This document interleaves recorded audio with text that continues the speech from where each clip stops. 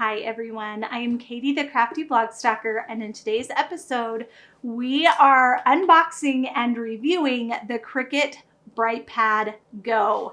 And I am so excited about this latest version of BrightPad. I use my original BrightPad all the time for crafting. It's great for weeding, of course, but I also use it when I'm tracing.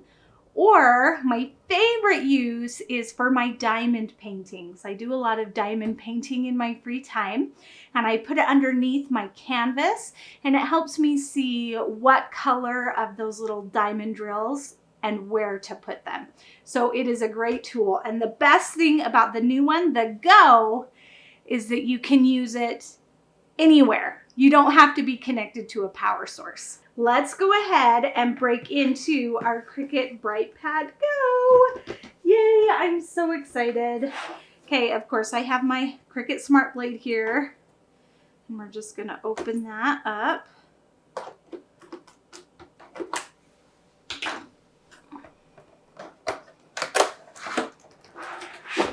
And pull out what is inside.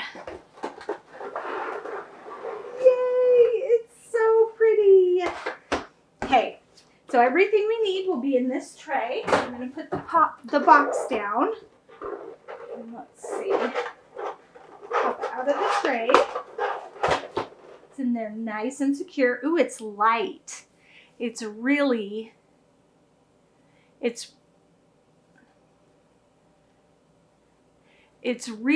nice and light. Ooh, and it's so pretty. The black, ooh, this gorgeous blue. Okay, and then we've got some little start here. And this is gonna tell us how to charge it. Okay, so we wanna keep that information.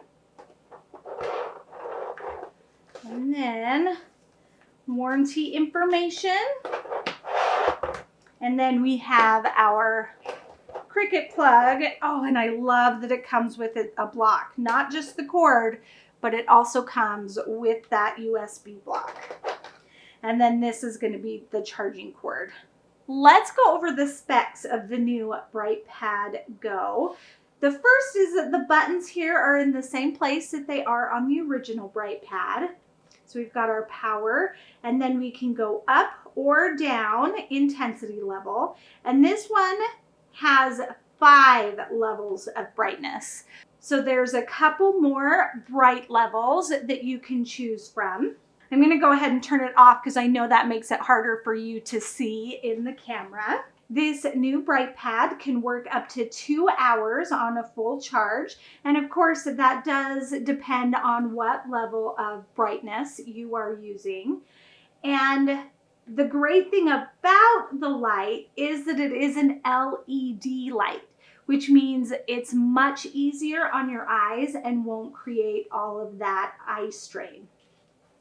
So let's look at the back. I love this blue, it's so pretty. It's got these little rubber grips here on the back, and that's so when you turn it over and you put it on something, it gives it that non-slip base. The last thing I want to mention about the new Cricut BrightPad Go is the quality of the surface. If you went and shopped light boxes or light pads, you would notice that their surface generally has a hardness rating of 1 to 3.5 H. Now, the higher you go up in number, the higher the hardness. And the Cricut BrightPad Go is rated at a 6H. So it is a great quality surface. You aren't going to mar it or scratch it by using your weeding tools. And you can be confident that it will last you a really long time. Here is some heat transfer vinyl, and I have already cut my design out using my Cricut Maker 3. And I'm going to go ahead and turn this on. And I love how well I can see my design. There's not going to be any guessing. I know exactly what pieces I need to weed out and what pieces need to stay to make my design. So I'm going to grab my little weeding tool, and I have to say my favorite weeding tool is the one that has the little hook on it. And hopefully you can see that there. That is my favorite. So I'm just going to begin weeding.